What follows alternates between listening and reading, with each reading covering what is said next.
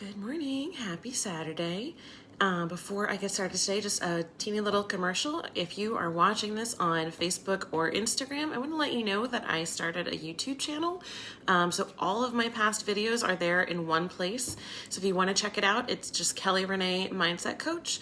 I'll put the link below on Facebook, on Instagram. I'm not really sure how to do that. Maybe I can try to link it in my stories. I'll see if that works. But anyway, on to what I'm going to talk about today, which is what does it mean to be yoked with Jesus? Looking again at the passage from Matthew 11:28-30, and Jesus says, "Come to me, all you who are struggling hard and carrying heavy loads, and I will give you rest. Put on my yoke and learn from me. I'm gentle and humble, and you will find rest for yourselves. My yoke is easy to bear, and my burden is light." So I want to ask you a question. Have you ever seen a yoke or a picture of one?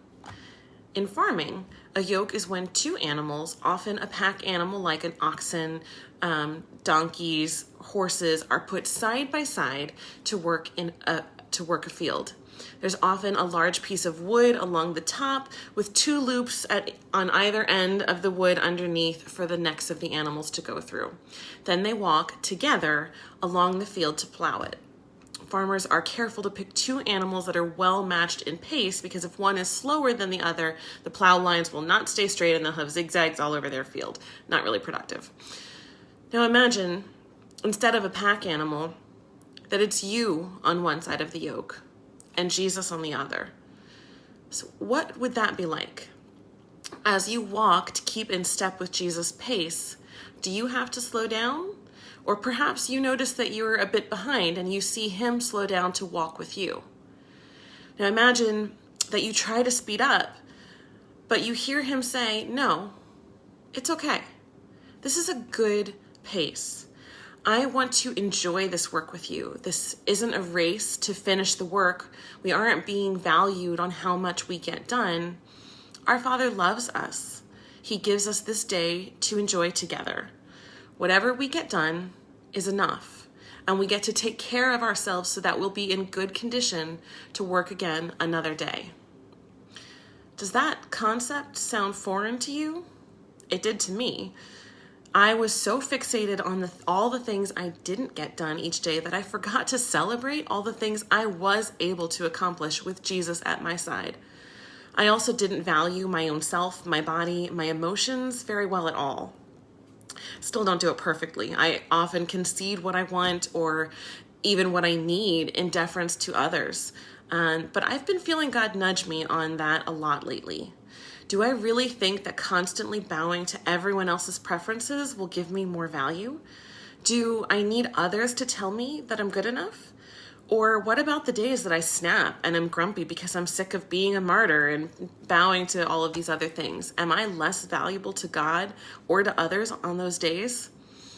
I've been starting to see how often I keep going, keep doing, because I think I need to show someone else why I have value. Instead, perhaps it would be okay if I honor my body when I'm tired, or prioritize things that are beneficial to me rather than putting them off to get to them when everyone else's needs are taken care of. Or my self-development waits until later, whenever later is, because I need to get things done on my to-do list. But then it never happens, or gets pushed to days later. I keep returning to Jesus' example during his life. He often went off and spent hours and hours alone praying because that's what filled him up. He ate food, even drank wine, rested, and even partied with friends, often with no apologies. And Jesus is yoked with me. I can observe his rhythm as he walks with me by listening to what he's telling me. I hear him say, "I love you." He tells me, "You are enough." He repeats to me often, "You are worthy." I don't have to earn my worth or prove my value. If I could just be intentional in listening to what Jesus keeps telling me. And then we work together.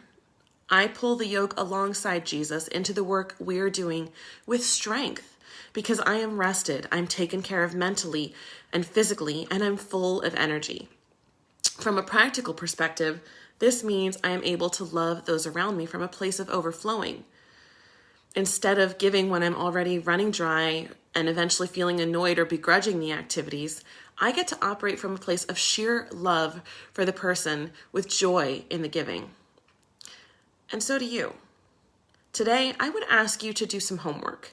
Start paying attention to what fills your time.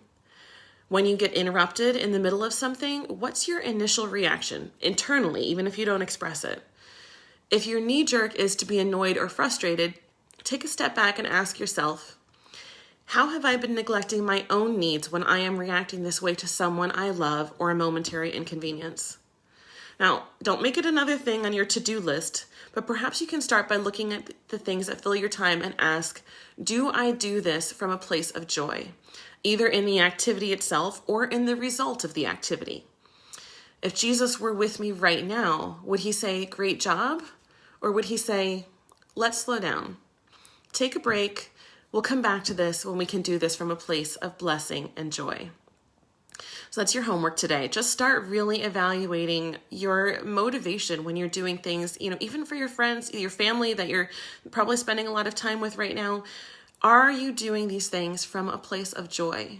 And if not, maybe start looking at how you've been neglecting your own needs and start finding a small way, 5 minutes that you can take for yourself.